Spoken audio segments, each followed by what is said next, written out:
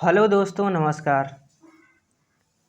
तो आज हम लोग द्विवेदी युगीन साहित्य पर प्रश्नोत्तरी करेंगे और इसके माध्यम से हम लोग देखने की कोशिश करेंगे कि द्विवेदी युग से हम लोगों को यदि प्रश्न पूछा जा रहा है तो हम लोगों की तैयारी कैसी है जिससे कि आप प्रश्नों को हल कर सकें। जैसा कि द्विवेदी युग का समय काल 1900 से लेकर 1918 तक रहा है और इसमें महावीर प्रसाद द्विवेदी की महत्वपूर्ण भूमिका रही है। तो आइए हम इस प्रश्नोत्तरी को शुरुआत करते हैं और देखते हैं कि आप लोगों को इसके बारे में कितनी जानकारी है। तो पहला प्रश्न आपके सामने है कि द्विवेदी युग का नामकरण किस साहित्यकार के नाम पे हुआ है। और आपके सामने ऑप्शन है हजारी प्रसाद द्विवेदी, प्रभाकर द्विवेदी, महावीर प्रसाद द्विवेदी, सोहनलाल द्विवेदी। आप लोग सही उत्तर का चयन करें। तो जैसा कि आपका सही उत्तर हो जाएगा महावीर प्रसाद द्विवेदी। महावीर प्रसाद द्विवेदी का महत्वपूर्ण काम द्विवेदी युग में ही रहा है और खड़ी बोली के लिए इनका बहुत बड़ा योगदान रहा है, जिसमें इन्होंने कविता के लिए खड़ी बोली का प्रयोग किया। आइए हम दूसरा प्रश्न देखते हैं।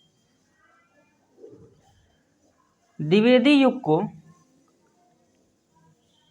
जागरण सुधार काल भी कहा जाता है। यह किस विद्वान द्वारा दिया गया नाम है? डॉक्टर नगेंद्र, रामचंद्र शुक्ल, रामकुमार वर्मा, रामविलास शर्मा। आप लोग सही उत्तर का चयन करें कि द्विवेदी युग को किसने जागरण सुधार काल कहा है।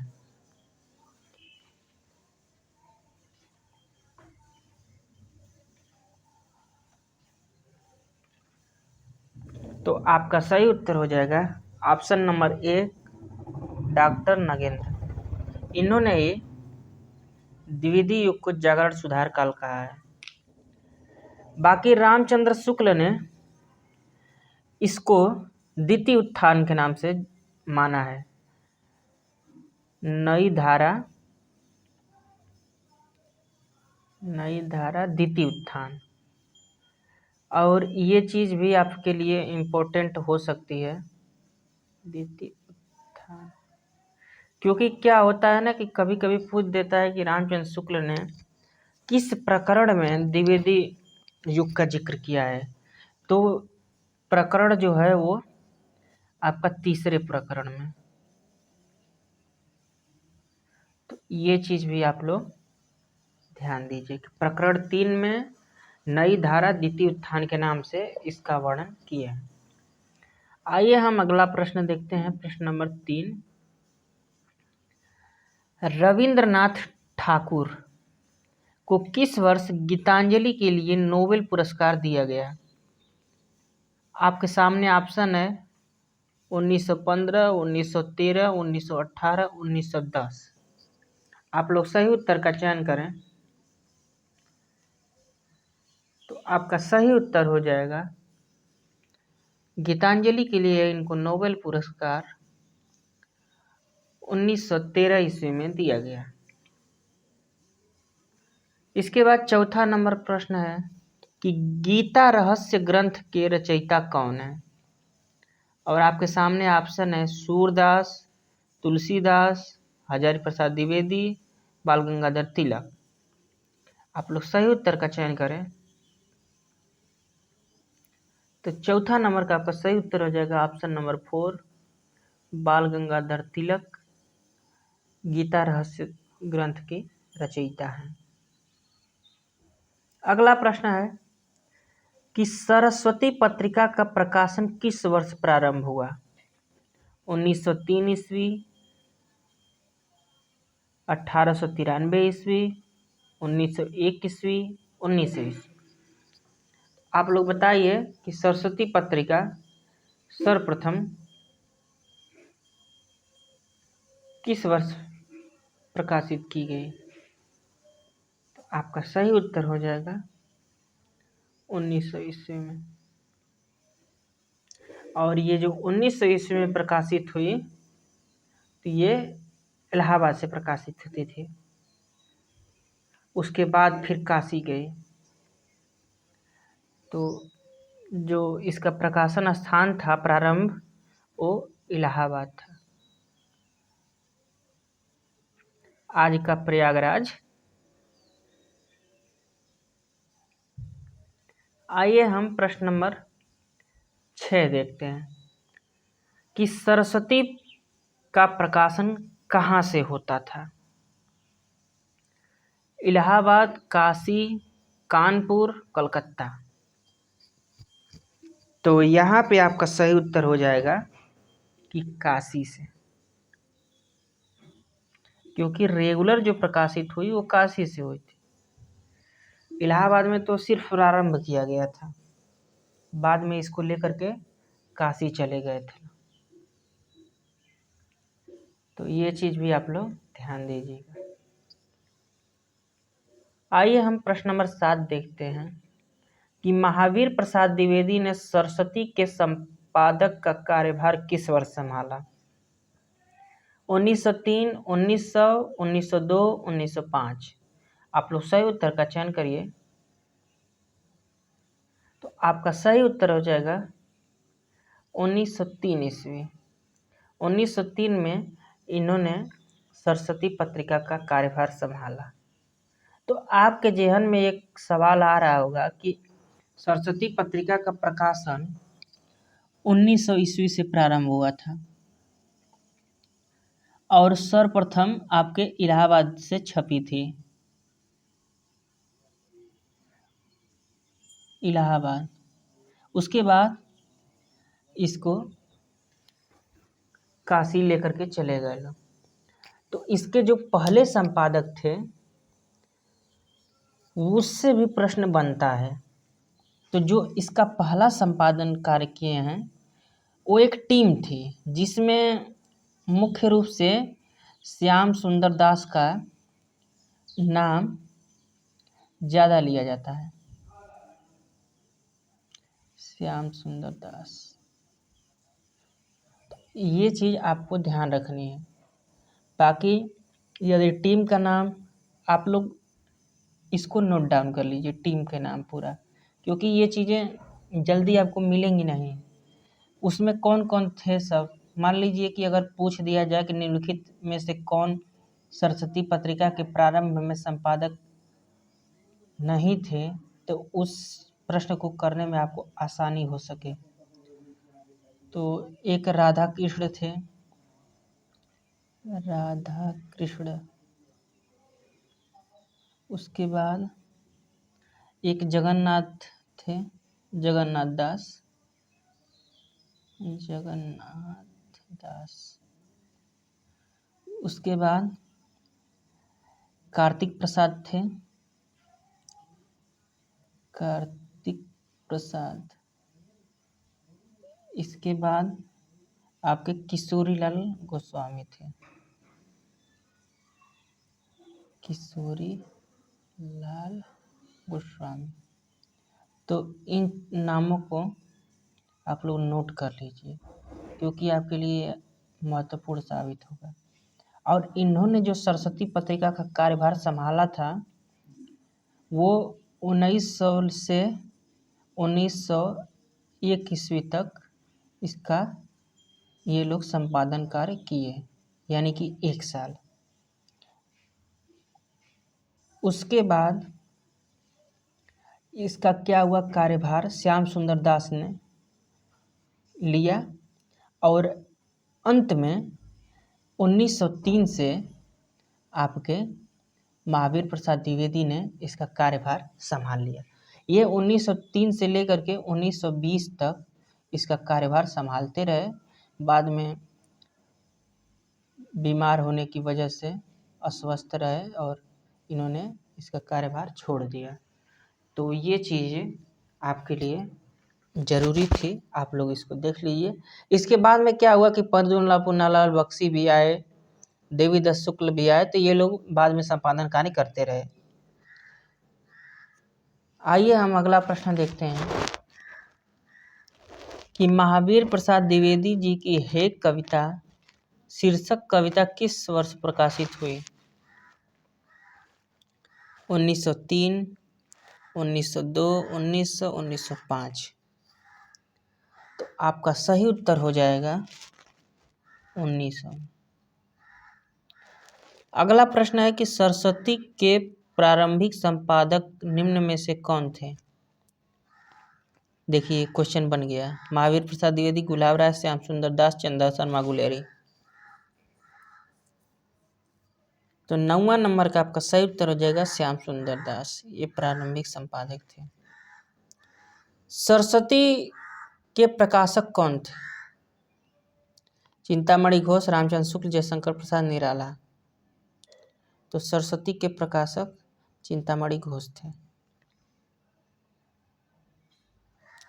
संपत्ति शास्त्र पुस्तक के रचयिता कौन है? बताइए, संपत्ति शास्त्र किसने लिखा है? 11 नंबर का आप लोग सही उत्तर का चयन करें। तो आपका सही उत्तर हो जाएगा महावीर प्रसाद द्विवेदी ने संपत्ति शास्त्र लिखा है। अगला 12 नंबर प्रश्न, काशी नागरी प्रचारणी सभा की स्थापना किस वर्ष की गई? 1893 ईस्वी, 1900 ईस्वी, 1903 ईस्वी, 1905 ईस्वी। तो काशी नागरी प्रचारणी सभा की स्थापना आपके 1893 ईस्वी में की गई थी। आइए हम अगला प्रश्न देखते हैं, प्रश्न नंबर 13, कि हिंदी उद्धारणी प्रतिनिधि महासभा कहाँ स्थापित की गई थी? लखनऊ, इलाहाबाद, कानपुर, प्रयाग। 13 नंबर का आप लोग सही उत्तर का चयन करें। तो सही उत्तर हो जाएगा प्रयाग में स्थापित की गई थी। जो प्रश्न आप लोगों को कठिन लगे या न आ रहा हो, उस प्रश्न को आप लोग जरूर नोट डाउन करें, क्योंकि ये आपके लिए महत्वपूर्ण प्रश्न हो सकता है। अगला प्रश्न है प्रश्न नंबर 14, कि काशी नागरी प्रचारणी सभा के संस्थापकों में निम्नलिखित में से कौन नहीं है? 14 नंबर का आप लोग सही उत्तर का चयन करें और बताएं कि निम्नलिखित में से काशी नागरी प्रचारणी सभा के संस्थापक कौन नहीं थे। तो आपका सही उत्तर हो जाएगा ऑप्शन नंबर पहला, महावीर प्रसाद द्विवेदी, क्योंकि ये सरस्वती पत्रिका के संपादक थे। बाकी श्याम सुंदर दास, पंडित राम नारायण मिश्र, सी कुमार सिंह, ये लोग काशी नागरी प्रचारणी सभा के संस्थापकों में शामिल हैं। इसके बाद अगला प्रश्न है कि स्नेही किस कवि का उपनाम है? ये अच्छा प्रश्न है। यदि आपको आ रहा होगा तो बहुत सरल लगेगा, लेकिन नहीं आ रहा होगा तो बहुत कठिन हो जाएगा। आपके सामने ऑप्शन है गोपाल शरण सिंह, गया प्रसाद शुक्ल, लोचन प्रसाद पांडे, श्याम सुंदर दास। तो 15 नंबर का आप लोग सही उत्तर का चयन करें तो आपका सही उत्तर हो जाएगा गया प्रसाद शुक्ल, ऑप्शन नंबर 2। आइए हम अगला प्रश्न देखते हैं, प्रश्न नंबर 16, कि रामचंद्र शुक्ल जी की कविता क्या है निबंध पहले पहल किस में प्रकाशित हुआ, किस पत्रिका में? ऑप्शन है चिंतामणि, सरस्वती, इंदु, समालोचक। आप लोग सही उत्तर का चयन करें कि 16वां नंबर का आपका सही उत्तर क्या हो जाएगा। तो आपका सही उत्तर हो जाएगा कि ये सरस्वती पत्रिका में सर्वप्रथम कविता क्या है निबंध प्रकाशित हुआ था। अगला प्रश्न देखेंगे कि कवि और कविता किसका निबंध है। आप लोग सही उत्तर का चयन करें। आपके सामने ऑप्शन है रामचंद्र शुक्ल, हजारी प्रसाद द्विवेदी, महावीर प्रसाद द्विवेदी, डॉक्टर नगेंद्र। 17 नंबर का आप लोग सही उत्तर का चयन करें। तो कवि और कविता जो निबंध है वो महावीर प्रसाद द्विवेदी जी का है। आइए हम प्रश्न नंबर 18 देखते हैं कि द्विवेदी युग की प्रमुख काव्य भाषा कौन सी थी। बताइए आप लोग। अवधी, ब्रजभाषा, खड़ी बोली, बुंदेली। 18 नंबर का आप लोग सही उत्तर का चयन करें। तो द्विवेदी युग की जो प्रमुख भाषा थी वो आपकी खड़ी बोली थी। प्रश्न नंबर 19 देखेंगे कि नाथूराम शर्मा शंकर किस युग के कवि हैं। द्विवेदी युग, भारतेंदु युग, छायावाद, प्रगतिवाद। 19 नंबर का आप लोग सही उत्तर का चयन करें। तो सही उत्तर हो जाएगा द्विवेदी युग। नाथूराम शर्मा शंकर द्विवेदी युग के कवि हैं। तो ये तो मान लीजिए आप लोग सही कर दिए कि द्विवेदी युग का प्रश्नोत्तरी चल रही है, चलिए द्विवेदी युग हो जाएगा। लेकिन अगर ये चीज़ पेपर में पूछ दिया गया तो उस समय आपको बहुत चीज़ कठिन लग सकती है, तो इसको आप लोग ज़रूर नोट कर लीजिए। आइए हम लोग प्रश्न नंबर 20 देखते हैं कि द्विवेदी युग में भारतेंदु प्रज्ञेंदु की उपाधि से किस कवि को सुशोभित किया गया था। श्रीधर पाठक, बालमुकुंद गुप्त, हरिअवध, नाथूराम शर्मा शंकर। 20 नंबर का आप लोग सही उत्तर का चयन करें। तो भारतेंदु प्रज्ञेंदु जो उपाधि है वो आपका नाथूराम शर्मा शंकर को दी गई थी, इसलिए ऑप्शन नंबर 4 इज राइट। अगला प्रश्न देखेंगे, प्रश्न नंबर 21 है कि द्विवेदी युगीन कौन से कवि प्रायः अतिशयोक्तिपूर्ण कविता लिखते थे। आपके सामने 4 ऑप्शन दिए गए हैं, आप लोग सही उत्तर का चयन करें। नाथूराम शर्मा शंकर, गोपाल शरण सिंह, श्रीधर पाठक, रामनरेश त्रिपाठी। 21 नंबर का आप लोग सही उत्तर बताइए। तो आपका सही उत्तर हो जाएगा ऑप्शन नंबर 1, नाथूराम शर्मा शंकर। अगला प्रश्न देखेंगे, प्रश्न नंबर 22। मैथिली शरण गुप्त जी की प्रारंभिक कविताएं किस पत्रिका में प्रकाशित होती थीं। मैथिली शरण गुप्त जी की जो प्रारंभिक पत्रिकाएं हैं वो बताइए किसमें प्रकाशित हुई, किस पत्रिका में प्रकाशित हुई। 22 नंबर का आप लोग सही उत्तर का चयन करें। तो आपका सही उत्तर हो जाएगा वैश्योपकारक। इनकी जो कविताएं थी सर्वप्रथम वैश्योपकारक पत्रिका में प्रकाशित होती थी। उसके बाद प्रश्न नंबर 23 है कि किस कवि को राष्ट्र कवि की उपाधि दी गई है। आपके सामने ऑप्शन दिए गए हैं, महावीर प्रसाद द्विवेदी, भारतेंदु, मैथिली शरण गुप्त, श्रीधर पाठक। आप लोग सही उत्तर का चयन करें। 23 नंबर का आपका सही उत्तर हो जाएगा मैथिली शरण गुप्त। इनको ही राष्ट्र कवि की उपाधि दी गई है। उसके बाद हम लोग अगला प्रश्न नंबर 24 देखेंगे कि मैथिली शरण गुप्त की प्रथम पुस्तक कौन सी थी। 24 नंबर का आप लोग सही उत्तर का चयन करिए कि मैथिली शरण गुप्त की प्रथम पुस्तक कौन सी थी। रंग में भंग, भारत भारती, पंचवटी, साकेत। तो 24 नंबर का आपका सही उत्तर हो जाएगा रंग में भंग।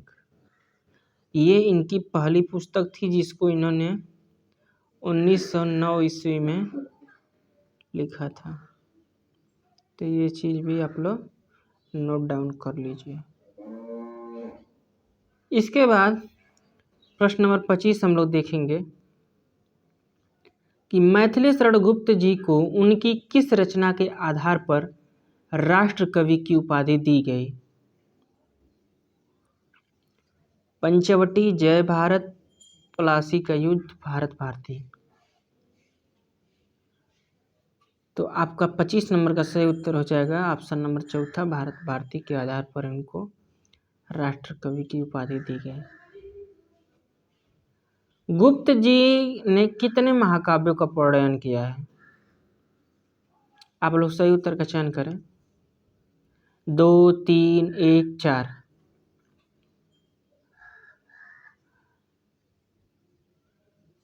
26 नंबर का आपका सही उत्तर क्या होगा बताइए। तो वैसे तो 2 ही है, लेकिन कुछ लोग 3 मानते हैं। 2 में तो मान लीजिए एक साकेत हो गया महाकाव्य और एक हो गया आपका जय भारत, बाकी तो इनके खंड काव्य हैं। तो ये उत्तर आप लोगों के भरोसे छोड़ दिया जाएगा।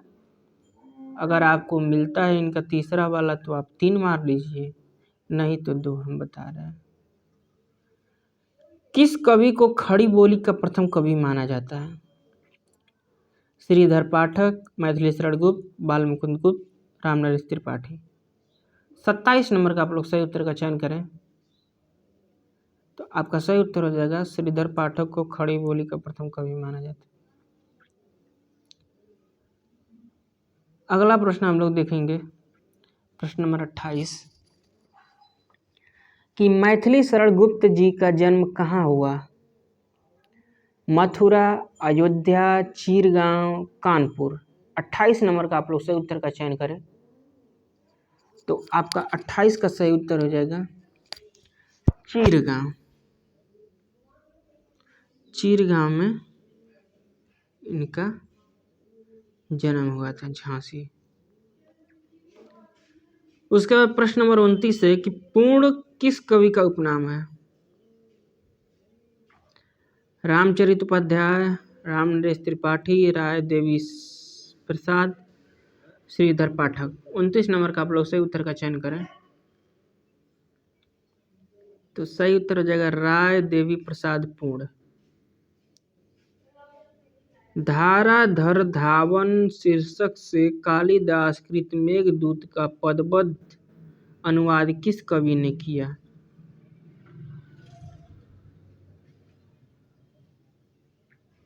राय देवी प्रसाद, श्रीधर पाठक, रामचरितोपाध्याय, रामनरेश त्रिपाठी।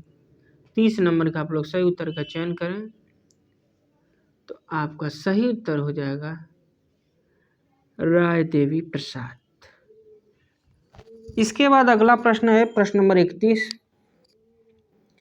त्रिशूल उपनाम से राष्ट्रीय भावनाओं की कविता लिखने वाले कवि हैं। 31 नंबर का आप लोग सही उत्तर का चयन करें। तो आपका सही उत्तर हो जाएगा गया प्रसाद शुक्ल। ये त्रिशूल उपनाम से कविता लिखने वाले कवि हैं। ऑप्शन नंबर दूसरा इज राइट। इसके बाद प्रश्न नंबर 32 है कि हृदय का मधुर भार किसका काव्य संग्रह है? रामचंद्र शुक्ल, रामनरेश त्रिपाठी, गया प्रसाद शुक्ल सनेही, श्रीधर पाठक। 32 नंबर का आप लोग सही उत्तर का चयन करें। तो 32 का आपका सही उत्तर हो जाएगा रामचंद्र शुक्ल। इसके बाद अगला प्रश्न है प्रश्न नंबर 33, देशभक्त वीरों मरने से नेक नहीं डरना होगा, प्राणों का बलिदान देश की वेदी पर करना होगा। किसकी पंक्तियां? आपके सामने ऑप्शन हैं रामचंद्र शुक्ल, महावीर प्रसाद द्विवेदी, नाथूराम शर्मा शंकर, लोचन प्रसाद पांडे। तो 33 नंबर का आप लोग सही उत्तर का चयन करें। तो आपका सही उत्तर हो जाएगा नाथूराम शर्मा शंकर।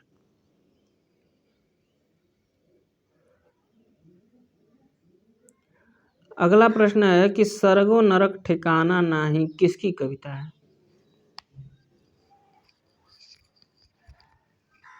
इसके लिए बड़ा डिबेट है।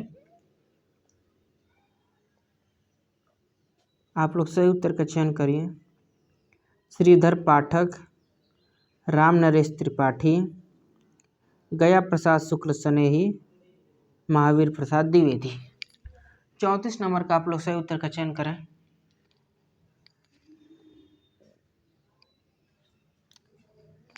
तो आपका सही उत्तर हो जाएगा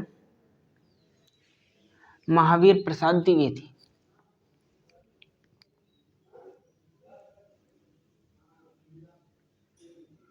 इसके बाद अगला प्रश्न है प्रश्न नंबर 35। कविता कामिनी कांत उपाधि किस कवि को दी गई थी? नाथूराम शर्मा शंकर, महावीर प्रसाद द्विवेदी, श्रीधर पाठक, रामचंद्र शुक्ल। 35 नंबर का आप लोग सही उत्तर का चयन करें तो आपका सही उत्तर हो जाएगा नाथूराम शर्मा शंकर। पहला ऑप्शन इज राइट। इसके बाद 36 नंबर है गर्भरंडा रहस्य किसका काव्य संग्रह? नाथूराम शर्मा शंकर, लोचन प्रसाद पांडे, मुकुटधर पांडे, राम नरेश त्रिपाठी। 36 नंबर का आप लोग सही उत्तर का चयन करेंगे।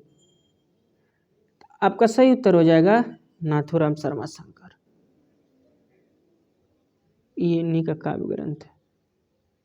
उसके बाद 37 नंबर क्वेश्चन है एकांतवासी योगी किसकी रचना है? त्रिपाठी, राम नरेश, श्रीधर पाठक, महावीर प्रसाद द्विवेदी, हरिऔध। 37 नंबर का आप लोग सही उत्तर का चयन करें तो एकांतवासी योगी आपके पाठक ये लिखे हैं श्रीधर पाठक। अगला प्रश्न है कि काव्य कुब्ज अबला विलाप किसकी रचना है? महावीर प्रसाद द्विवेदी, मुकुटधर पांडे, लाला भगवान दीन, रूपनारायण पांडे।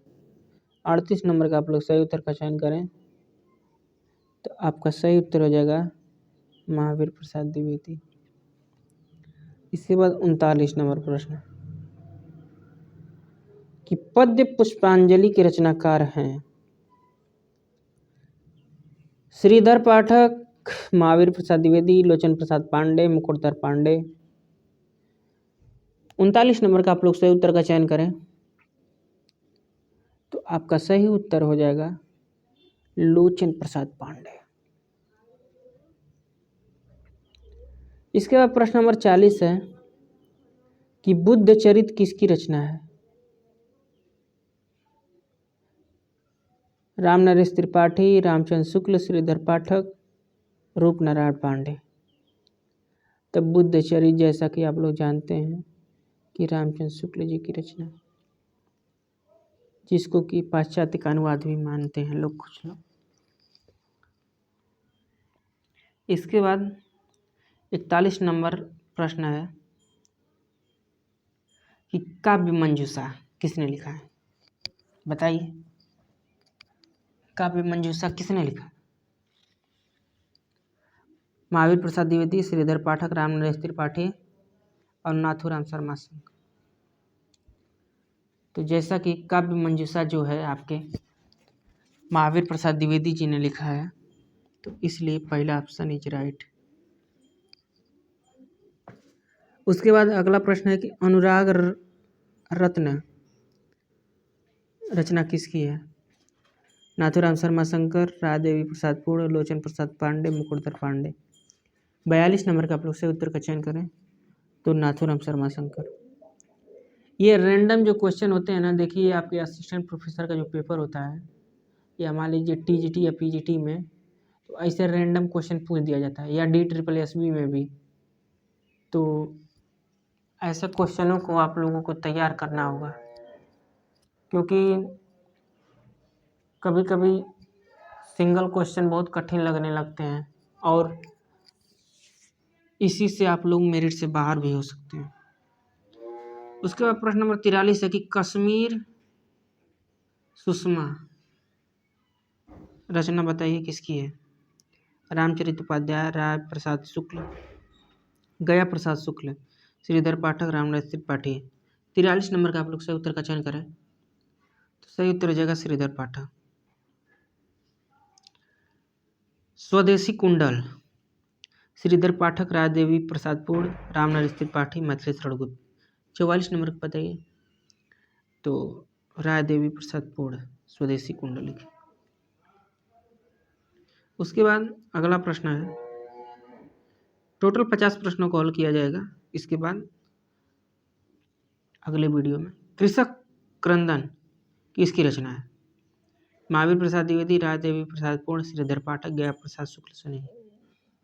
45 नंबर का आपका सही उत्तर हो जाएगा Gaya Prasad Shukla Snehi. Option number 4 is right. इसके बाद अगला प्रश्न है कि वृत्र संहार मैथिली शरण गुप्त, मुकुटधर पांडे, लोचन प्रसाद पांडे, रामनाथ त्रिपाठी। बताइए किसकी रचना है वृत्र संहार? तो 46 नंबर का आपका सही उत्तर हो जाएगा मैथिली शरण गुप्त। द्वापर किसकी रचना है? शुक्ल स्नेही, मैथिली शरण गुप्त, श्रीधर पाठक, लोचन प्रसाद पांडे। तो द्वापर आप लोग सभी जानते हैं कि गुप्त जी की रचना है। उसका मिलन किसकी रचना है? श्रीधर पाठक, रामनरेश त्रिपाठी, रामचंद्र शुक्ल, मैथिली शरण गुप्त। तो मिलन जो है 48 नंबर का आपका सही उत्तर हो जाएगा रामनरेश त्रिपाठी। इसके बाद अगला प्रश्न है प्रश्न नंबर 49, झंकार किसकी रचना है? लोचन प्रसाद पांडे, नाथूराम शर्मा, मुकुटधर पांडे, मैथिली शरण गुप्त। 49 नंबर का आपका सही उत्तर हो जाएगा ऑप्शन नंबर 4 मैथिली शरण गुप्त। इसके बाद प्रवासी किसकी है? रामनरेश त्रिपाठी, ठाकुर गोपाल शरण सिंह, लोचन प्रसाद पांडे, रूपनारायण पांडे। 50 नंबर का आपका सही उत्तर होगा लोचन प्रसाद पांडे।